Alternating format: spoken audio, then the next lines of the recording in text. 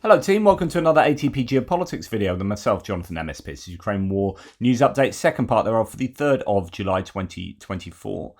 This is a military aid and equipment video, but we are also going to be talking about NATO, and that will take a bit of a trip into the world of American politics, because there's been some massive NATO announcements and also not quite leaks but articles written about the US's position in NATO going forward and how this might seriously affect continued support for Ukraine. So the first part of this video will be concerning NATO. So okay, what's happened? Well, NATO countries are preparing measures to ensure that arms shipments to Ukraine will not stop under any circumstances, even if Trump wins in the US elections and right-wing forces win the European elections, according to the Wall Street Journal.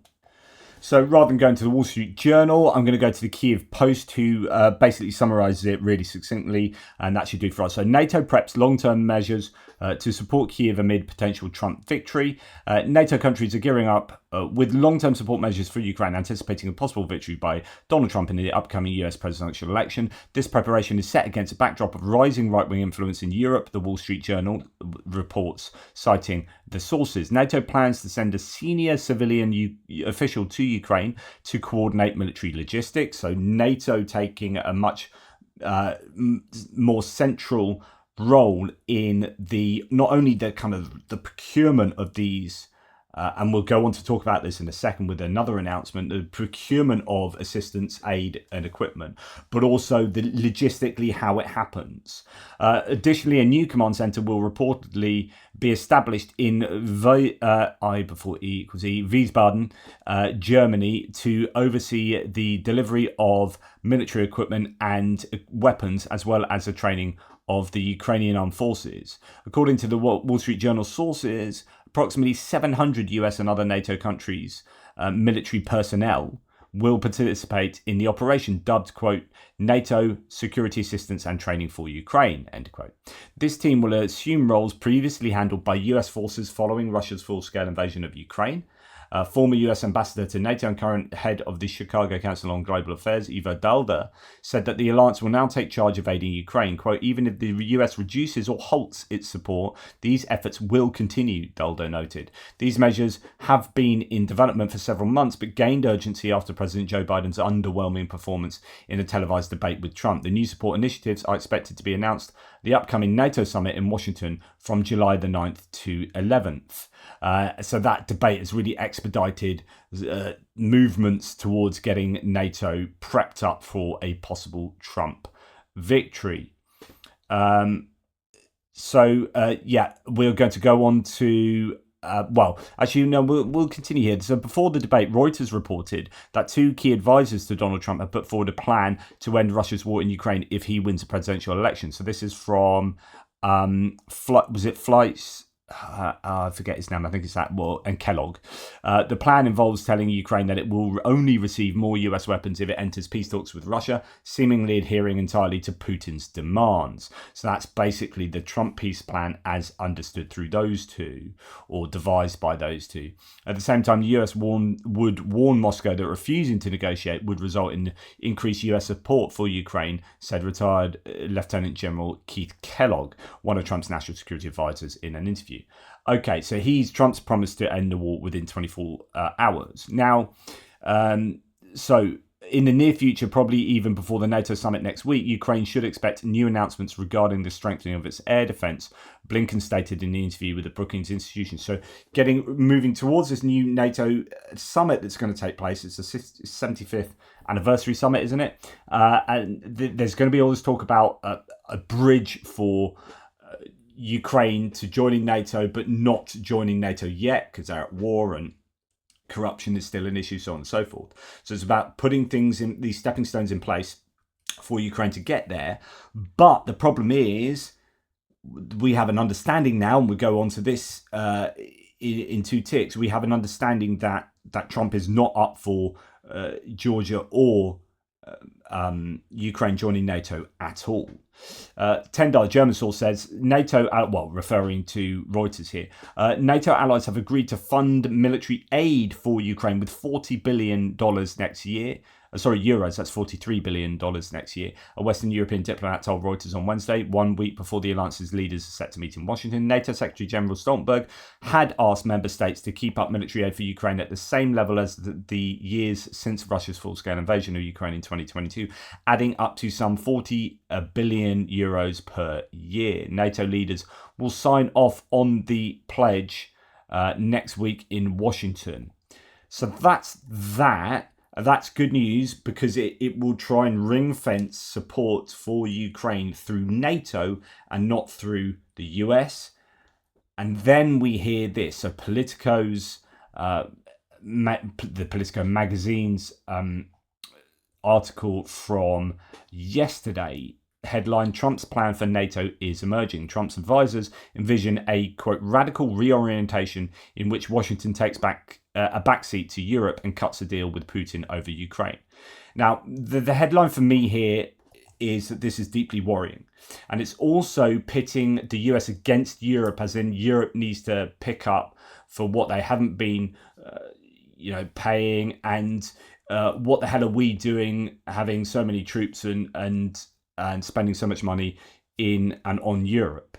And it's just so naive from some of these people from like Heritage Foundation, as if like it wasn't the Americans that decided to put bases there. It's like the Germans weren't saying, please set up bases, we want all your troops here in our country for the next 70 years. It's like the Americans decided to do that after the Second World War, and then when the Cold War started, this was in America's strategic interest. And we'll get onto this in a minute, but it freaking annoys me, it annoys the heck out of me when you get this isolationist, small America view that like, this is the free riding of the Europeans. Like there may well be an element of that, but it's an element that has been able to grow out of America taking that position and having the military industrial complex it does have that's integrated with its economy and its influence operations throughout the world for 70 years. That has allowed for this situation or facilitated this situation where the European defense sector is less than what America thinks it should, or some Americans think it should be. But actually it's the Americans' fault that it's like that in a sense. And it's not understanding the causal pathway to where we're at now that just blows my mind. Anyway, the article says Donald Trump has threatened to leave NATO so many times, or has appeared to anyway, that for many of his critics, it's a question of when, not whether, he'd ditch the 75-year-old alliance if he's re-elected president in November. In truth, Trump would be unlikely to quit NATO outright, according to interviews with former Trump national security officials and defense experts who are likely to serve in a second Trump term. But even if he doesn't formally leave the organization, and here's the rub, that doesn't mean NATO would survive a second Trump term intact. In return for continued US participation, Trump would not only expect that European countries drastically increase their spending on NATO, his main complaint when he was president, but also undertake what one defense expert familiar with the thinking inside Trump's National Security Advisory Circle, Dan Caldwell, describes as a radical reorientation of NATO. Now, you've got to understand how Trump thinks. So he's a microtransactionalist. So he's very transactional. It's like, well, we're doing this, what are you giving to me? But it doesn't look to like 20, 30, 50 years strategizing about where America's going to be. He like looks at the books and says, we're spending this year, what are we getting back this year?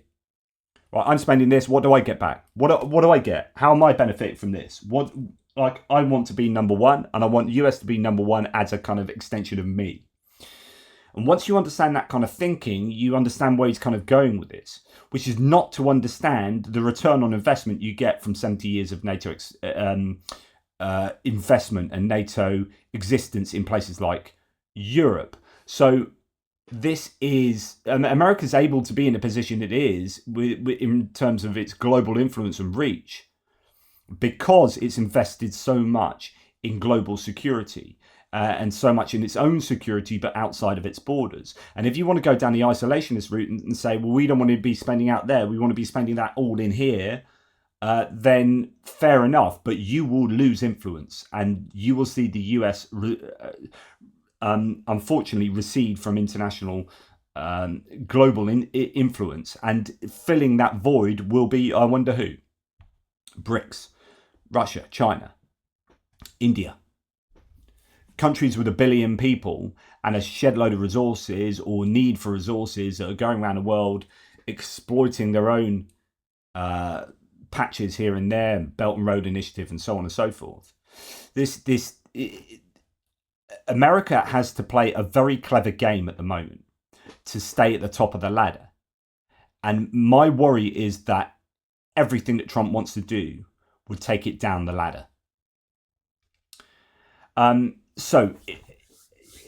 To continue, quote, "We don't really have a choice anymore," Caldwell told Politico magazine, citing rising US debt, flagging military recruiting, and that's an interesting problem in itself, and it's the same for many Western countries, probably all of them, and a defense industrial base that can't keep up with the challenge from both Russia and China. Just on that last point, if the challenge is coming from Russia and China, don't recede from that challenge. If you need it to keep up with that challenge, then you need to invest in that, and you need other people to be investing in your military industrial complex. And we'll talk about this in a second, that if you are relying on Europe to do much, much more, then they will start developing alternatives to buying from your military industrial complex. Anyway, we're going to skip a bit here because there's an awful lot we need to go through. The shift they envision would involve, quote, "significantly and substantially downsizing America's security roles, stepping back instead of being a primary provider of combat power in Europe, somebody who provides support only in times of crisis," said Caldwell, who recently served as a senior advisor to Russell Vought, the former senior Trump administration official who in May was named policy director for the Republican National Convention and who is expected to play a senior role in the second Trump administration. Vought is also president of the CRA. Another part of the emerging Trump game plan is a two-tier NATO system. That idea first proposed by another senior Trump administration former official, retired Army Lieutenant General Keith Kellogg, who gave the peace plan out last week, means that member countries that had not yet met the target of spending 2% of GDP on defence wouldn't enjoy the defence largesse and security guarantee of the United States, according to one Trump-aligned national security expert who spoke on condition of anonymity to describe internal discussions. This could be seen as to be in defiance of Article 5 of the treaty, which obliges every member to take such action it deems necessary to assist whoever is attacked. But members of the Trump Foreign Policy Brain Trust noted that the language in Article 5 is flexible and does not require any member to respond with military force. Trump has consistently expressed pique that NATO allies rip us off, but by not meeting the 2% spending target. Most recently, Trump actually appeared to invite a Russian attack against NATO deadbeats, saying he'd, quote, encourage the Russians to, quote, do whatever the hell they want with member countries that have not yet met the defence spending target, a decade after NATO allies pledged to do so in their 2014 summit in Wales. Now, you have to understand what happened there. There is no contractual obligation from the constitution of NATO, if you like, that people have to pay 2% of their defence budget or in order to qualify for NATO and to qualify for Article 5.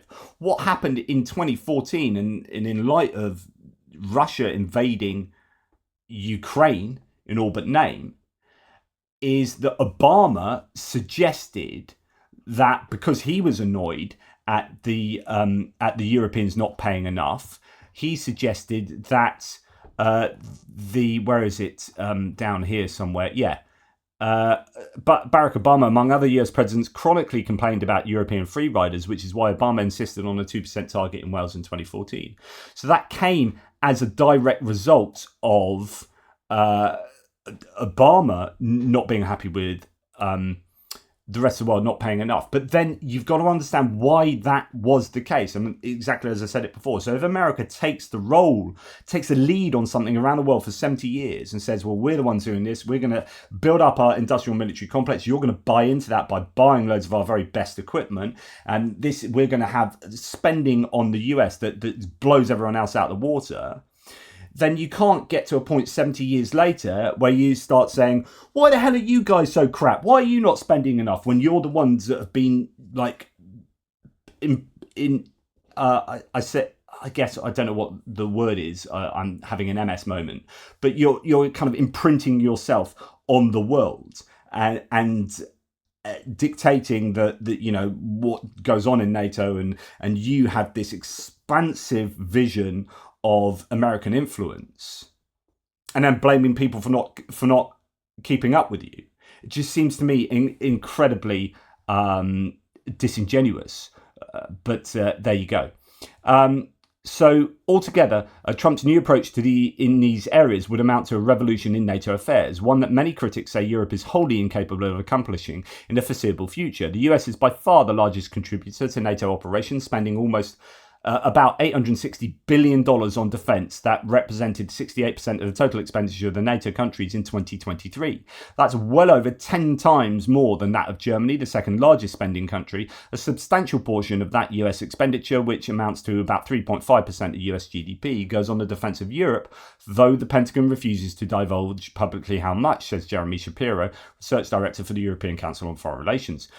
Meeting with President Joe Biden in Washington earlier this month, outgoing NATO Secretary General Stoltenberg announced that 23 of the 31 non-US NATO members will now make the alliance's 2% target. That's more than twice as many as 4 years ago, Stoltenberg said.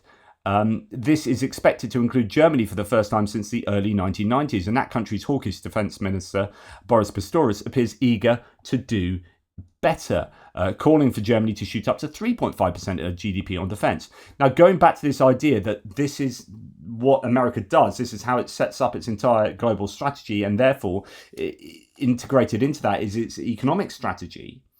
It spends this much on GDP of its own choice. It's not like Europe has forced it to do that by free riding, so it's had to pick up the slack.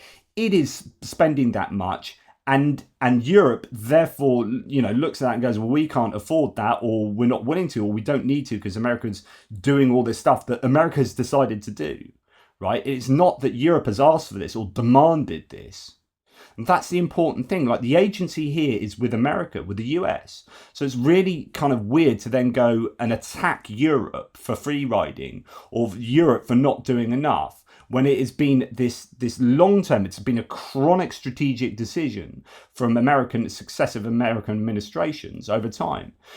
Facts about US spending. National defense is a vital priority of a fundamental responsibility of the federal government. It's also a significant part of the federal budget. 12% of all federal spending in 2022, the single largest category of discretionary spending, was on defense. That's how the US's economy and its government works, right? It's not how European governments work. We had this peace dividend, but we haven't spent that much for an awful long time because we haven't needed to, and part of that is because America's been doing that. But America's wanted to do that because it gets a return on investment for doing that. Go and see Perun's video on NATO and alliances and the idea that the US exports security. The US spends more on defence than the next 10 countries combined. That includes China, Russia, India, Saudi Arabia, UK, Germany, France, South Korea, Japan, and Ukraine. All of those combined do not spend what the US spends. So that's where the US is at. And then suddenly expecting everyone else in the world to be up there with the US is to expect everyone's entire geopolitical economic strategies to be completely the same as the US's. The US has historically devoted a larger share of its economy to defence than many of its key allies. I mean, that's going back to 1977 there. Nonetheless, total defence spending is currently below its historical average as a share of GDP and is projected to decline further. So interesting that actually the spending is going down as a percentage of GDP. America's fiscal and national security are closely linked. So again, it's this integration of the economy and security and defence spending. What else? Defence spending accounts for 12% of all federal spending. We've got that.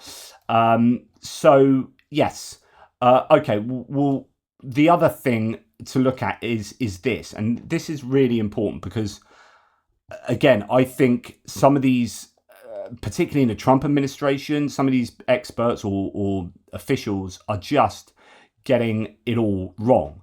So why are there troops US troops in Europe. There have been American troops permanently based in Europe, says WSKG, PBS, and NPR, since the end of World War II. After the war ended, the Allies occupied West Germany. During those years, the US built and repurposed military bases across the West, mostly in a former American zone in the South. So these are formerly American-controlled areas where they have loads of military bases then that they decided to build for their own strategic interests, especially with the growing Cold War situation. During the Cold War, the US stationed troops in Western Europe for the purpose of deterring the Soviet Union. The vast majority were they didn't put those troops there because Europe was weak, or maybe because Europe was weak because it had just been in World War II and America was strong, but it was because the US was afraid of the Soviet Union and wanted to make a big statement to the Soviet Union. This was about the Cold War. And what then happened was the creation of NATO was all about this alliance to protect against the Soviet Union, right? Which is kind of where we're at now. And yet this is at the moment where Trump is saying, yeah, we want out of this. It's like, well, this is the time when NATO is being used. We're now drawing down on that insurance. And you're saying, yeah, no, this all sucks. We want to, minimize our involvement and make you guys do more. Okay, fair enough. But A, are Europe in a position to do so? And B, if it all cocks up and NATO falls apart, who's going to suffer?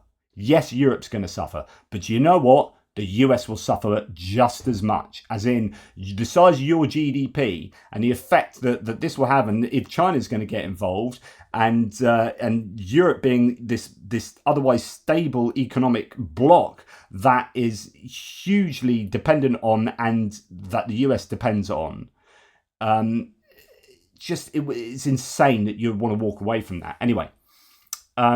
The vast majority were in West Germany. At the peak of the late 1950s, more than 400,000 US troops were deployed in allied countries across the continent. But once the Soviet Union collapsed in 1991 and the Cold War came to an end, US leaders no longer saw a need for such a large military presence, says Melanie Sisson, an analyst at Brookings Institution who researches the use of US military force abroad. Quote, we retained but decreased that presence considerably and transitioned the mission of the forces that were stationed overseas away from that sort of direct confrontational role that they would have had to play had the Soviets decided to roll the tanks. She says, over the years, US presidents successively drew down the presence in Europe to a low of about 63,000 troops in 2013. Well, then what happened in 2013, 2014? You had the Euromaidan and you had Russia invading Ukraine. So the mission shifted to stabilizing the continent and helping allies build their own military capabilities back then, she says. But the drawdown paused in 2014 when Russia invaded Ukraine and annexed Crimea. In the years that followed, US allies in Central and Eastern Europe, including Poland, so Poland had been beefing up, and the Baltic states, which border Russia, have asked for more support and offered to host US troops. So there is the idea that some people are asking for US troops to be there, but namely because Russia has invaded Ukraine. Right? This is why everyone's asking for US involvement right now, because they are the people in the best position to be able to help Ukraine with their equipment and troops, force sizes. But historically speaking, this has been, and right now I would still argue that now and since 2014, this has been in the US's strategic interest, or at least it's been the strategy of the US to do this, self-evidently so. As a show of support to NATO, the US began the Atlantic Resolve rotations in April 2014. Those rotations have continued to today. Most recently, an armoured division based in Fort Carson in Colorado deployed in the last few weeks. Well, this was written back, I think, in 2022. But the idea is that activity was as a direct result of Russia doing what they're doing, which is then, of course, increased in severity since 2022. Anyway, going back to this, sorry to spend so long on this, but this is incredibly, incredibly important. But if Germany hits that mark of 3.5%, some Trump-aligned former defense officials say it's still not nearly enough. And there are these accusations of moving goalposts. I'm in favour of sustaining the North Atlantic Alliance, but I think the only way to do that, and I tell this to the Europeans all the time, is for them to assume a lot more of the burden, said Elbridge Colby. Elbridge Colby is not cool. So someone who quite often says demonstrably erroneous or problematic things spouting on Twitter that either looks like Russian appeasement or looks like Trumpism, isolationism, which is no surprise since he's led the development of Trump's national defense strategy as his deputy assistant defense secretary for strategy and force development, and who is said to be in line for a senior national security post in the second Trump administration. These are all worrying people that Trump, he wants Heritage Foundation, he wants Mike Flynn, he wants Elbridge Colby. This is not good for global security and for a strong position against Russia. Quote, "We can't be doing 10 times what the Germans are doing anymore, and we've got to be prepared to be tough with them. There's got to be consequences," Colby said in an interview. Quote, "We want NATO to be active, but we want it to be with the Europeans in the lead. That was the original idea." Okay, if you want Europe to be the new US, fair enough, but you have to sit on the side and watch from the side then. And then we'll go around the world being the big, as Europe, as the EU, as a block of 500 million people, which is more than your 320 million. If we then become bigger and our defense, military and industrial complex gets to as big as yours, then we become the ones who reap the rewards of those influence operations around the world. And you sit on the sideline and you recede. Fair enough. If that's what you want, that's cool. You go for that. But you don't get to dictate what goes on around the world then. You can't have your cake and eat it. We want NATO to be active and we want it to be with the Europeans in the lead. That was the original idea. That was Dwight Eisenhower's idea. Only now, faced with the menacing China, the need for making such changes is far more urgent, Colby said. The United States does not have enough military forces to go around. We can't break our spear in Europe against the Russians when we know the Chinese and Russians are collaborating and the Chinese are a more dangerous and significant threat. And of course, this is the stupid position that we need to worry more about China when China are looking at what the US does with Ukraine as informing their behavior. You defeat China by defeating Russia in Ukraine. Simple. Some of the Trump-aligned experts are mostly focused on the spending issue, while others want European countries to both spend more and assume far more of the military burden. Kieran Skinner, Trump's former policy planning chief undersecretary of state Mike Pompeo, and a key player in Project 2025, an exhaustive agenda for Trump's second term, emphasizes the need for more European spending as a starting point. Quote, "We need to right-size America's role in the world in the 21st century, and that's what I think this is about," she said. "The US is not the world's ATM machine." And of course, this idea, and this frustrates me. The US is not going around the world giving money out to people like Ukraine. Here's a bunch of money just so you can go and spend it on super yachts. Here's some money, Europe, just go and go and spend it on sweets and badgers and bits of fluff. Woo, there, money. Yeah, we're the world's ATM. Why should we be the world's ATM? You're not the world's ATM machine. There's no such thing as a free lunch in these contexts, right? You are spending money because it's in your interest to spend that money. It's as simple as that. If it wasn't in your interest, you wouldn't spend that money.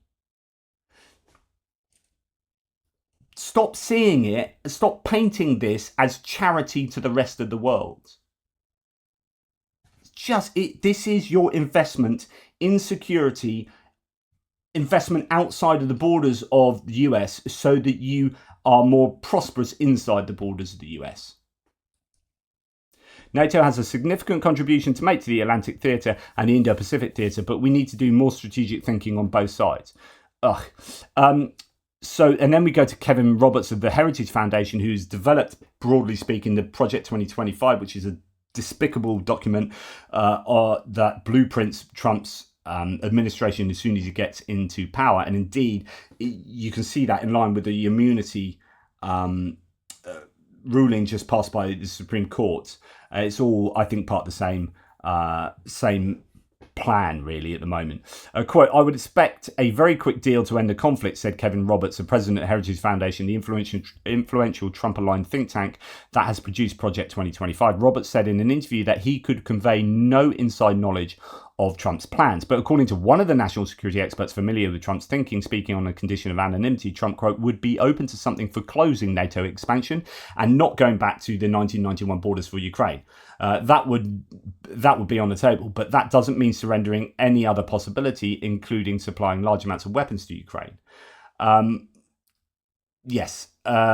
So Trump himself has not publicly detailed his plans for Ukraine, but on the campaign trail, he's repeatedly vowed to end the war as one of his first tasks. Quote, before I even arrive at the Oval Office, shortly before we win the presidency, he declared at the June 22nd rally in Philadelphia. Asked on June the 21st podcast whether he's willing to take NATO expansion into Ukraine off the table, Trump replied in remarks that went largely unreported that promising NATO membership to Ukraine had been a mistake and, quote, really why this war started. In other words, Trump has blamed NATO expansionism for the start of the Ukraine war. Like, we just had a go at Nigel Farage doing that, and of course he's taking it out of the Trump playbook. Like, Trump gets a free pass from so many people in the US because half the population in the US love Trump, and many of you still do, and you keep having a go at me for criticizing Trump. But my goodness, I don't need to criticize Trump. He says it himself. Like, if you don't understand that this man is not good for Ukraine, I don't know where your thinking is. Like, he said it in plain words, in his own words. His security advisors are saying it. His former security advisors are admitting that this is the case. His family is saying this. His politicians around him, like MTG and Matt Gaetz, are saying this. His supporters, his most fervent supporters, are saying this. And Russia is wanting Trump to win and is cheering from the sidelines. All of that together, but not least his own words, should tell you he ain't going to be good for Ukraine. So I can't help you if you're still going to argue he is. But there you go. He said NATO membership to Ukraine had been a mistake and really why this war started. Many in the Trump camp openly prefer a non-NATO Ukraine. NATO has already expanded well beyond what we need for an anti-hegemonic coalition against Russia, said Colby.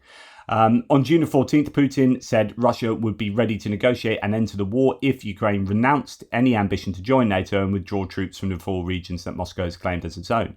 Asked in his June 27th debate with Biden if such terms were acceptable, Trump replied, no, they're not acceptable, but look, this is a war that never should have started. And of course, he's blaming NATO for that. Critics say pressuring Ukraine to surrender territory would only vindicate Putin's horrific and murderous land grab, but Trump has made it clear he has as little love for Ukraine as he does for NATO, telling House Speaker Mike Johnson during his visit to Capitol Hill in June that Ukraine is, quote, never going to be there for us, and, quote, we should pay our troops more instead of sending $60 billion to Ukraine.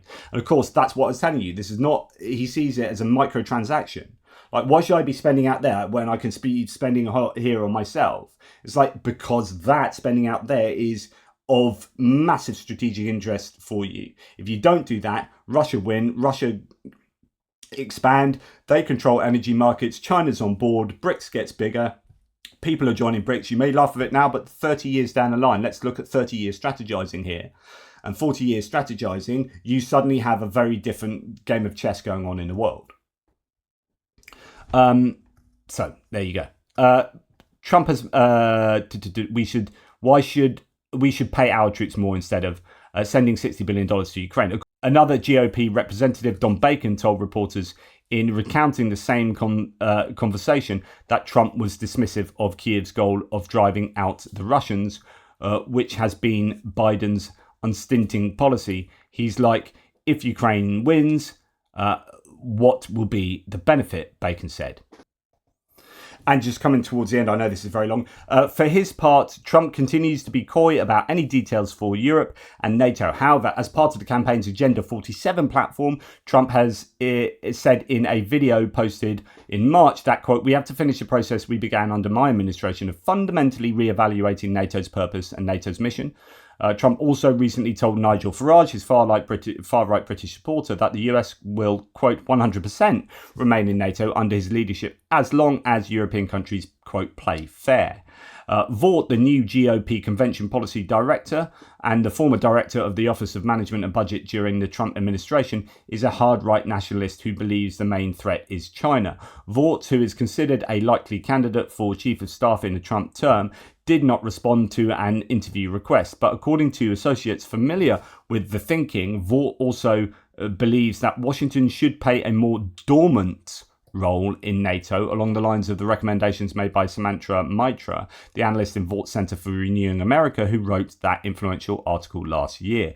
In other words, these isolationists really are looking at the US being a dormant member of NATO.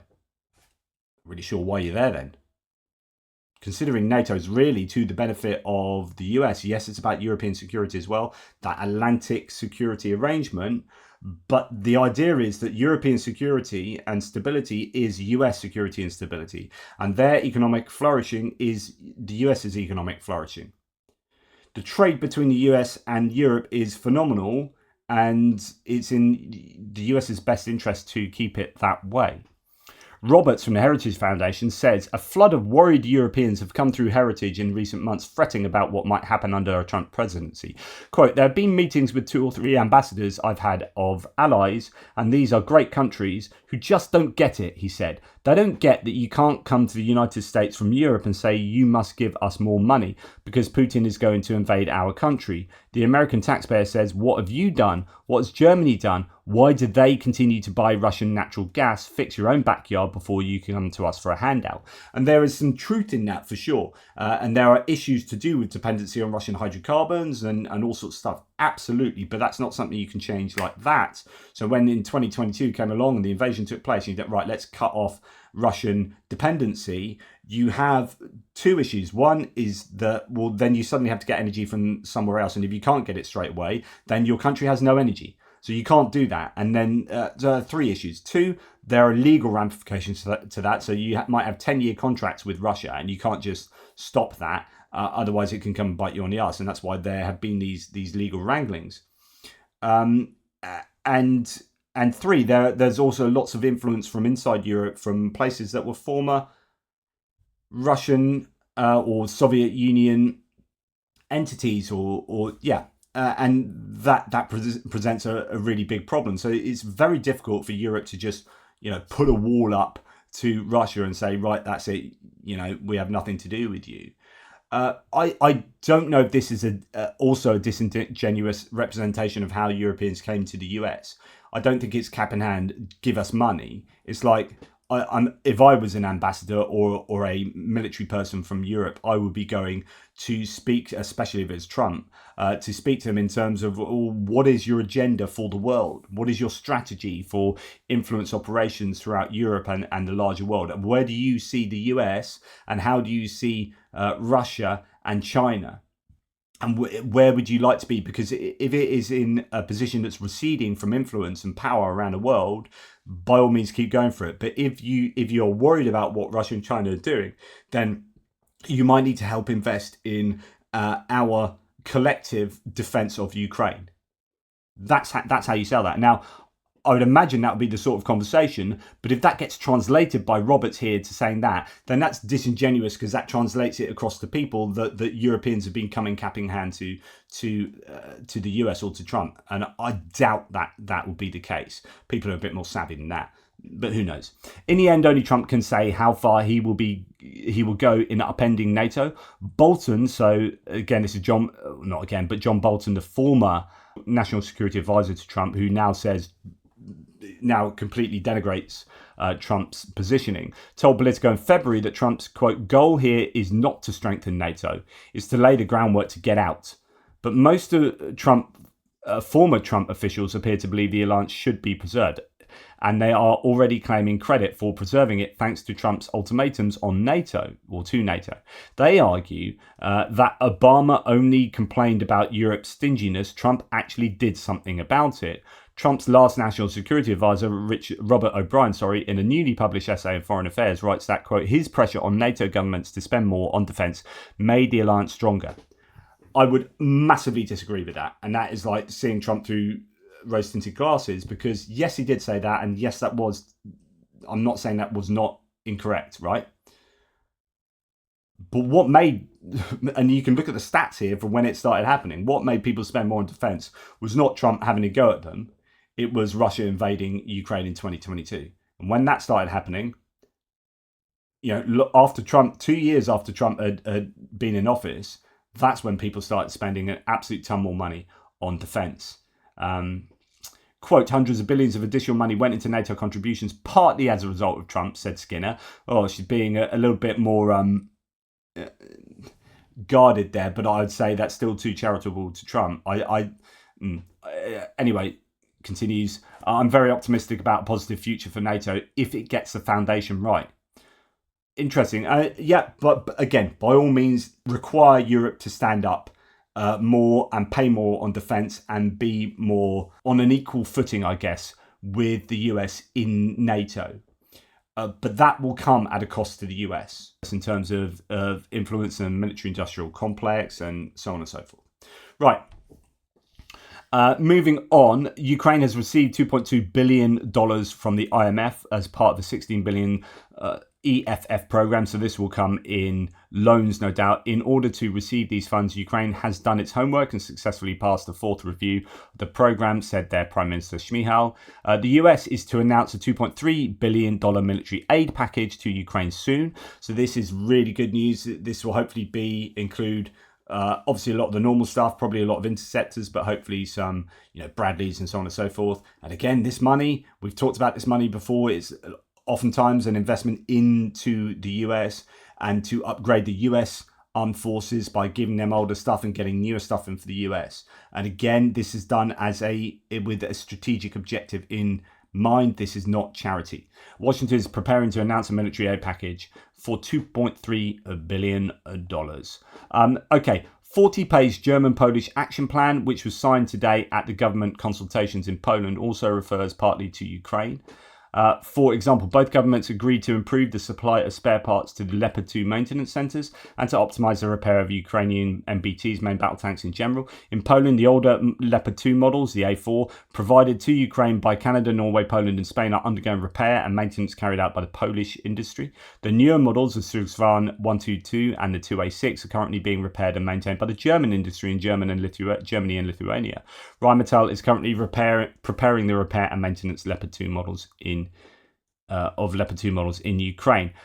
There's also been, or potentially, there's talk of an agreement between Germany and the UK, and Keir Starmer's being mentioned quite a lot. So I think the acceptance is that the Conservatives will not get in tomorrow's election, after tomorrow's election, and therefore Keir Starmer's almost certainly, I think 99% certain to be Prime Minister, and so that people are already starting to lay out things that are going to be taking place, such as some kind of security agreement between the UK and Germany. And again, that fits in line with the NATO discussion we were just having. Ukraine will receive the first F-16 fighters in July. The F-16 will initially be used to defend against Russian missiles and will not be used for strikes on Russian territory, according to Ukrainian MP Vadim Ivchenko. Excellent news. Here we have an improvised Russian anti-drone buggy with a lot of small arms fire and some slightly larger guns on there. That looks, without wanting to sound like a small child excited by guns and buggies, that looks pretty cool. This is worth noting, says Tim White, production of new drones specifically for Ukraine is underway in Czechia. It's a joint initiative with 80% of the workforce Ukrainian. They are making recon and strike, or Bulava drones. Good news there. And that one of these looks rather like the Lancet drone that the Russians use. That's a Bulava drone there. But reconnaissance drones in those other pictures. In the early hours in Europe, Bloomberg made this allegation, quote, China is building and testing a new generation of killer drones for Russia. So I don't know whether something will develop in that area, but claim is that Russia are indeed possibly getting involved in lethal weapon. You'd imagine them to be consistently working on lethal weapon design and production for their own usage, and they will no doubt, like everyone is, be looking at this war very closely in terms of influencing how they go about doing that. But it could be that there's a more direct connection between China and Russia, which is something we've been worrying about for an awful long time. And again, it goes back to the NATO worries and everything talked about in this article in Politico. If you are worried about China, well, you probably need to be doing more for Ukraine. And the US has no record of North Korea sending engineering troops to Russia, according to Pentagon Deputy Spokeswoman Sabrina Singh. This is something that I mentioned the other day, that actually, although lots of people were talking about this and that went quite high up, there hasn't really been any actual hard evidence that this is either a thing that's happening or something that will happen. Quote, we certainly know that North Korea is supporting Russia's efforts in Ukraine with various military support, but I have no information on specific troops that are being sent right now. ISW previously reported that North Korean troops would be rebuilding Donetsk's infrastructure. Anyway, that's enough from me today. Sorry I concentrated so long on NATO and Trump, but I think it is so important to us understanding why NATO are making the decisions they are in terms of supporting Ukraine with, say, for example, $40 billion. They wouldn't normally be the ones like controlling the money going to Ukraine. That's either bilateral or arranged through Ramstein. And so it looks like NATO's picking up those roles. Why is that? And then you understand that they're changing their approach due to what is understood to be the state of affairs if Trump was to win in November. Hopefully that was of some use. Take care, guys. Speak soon. Toodle pips.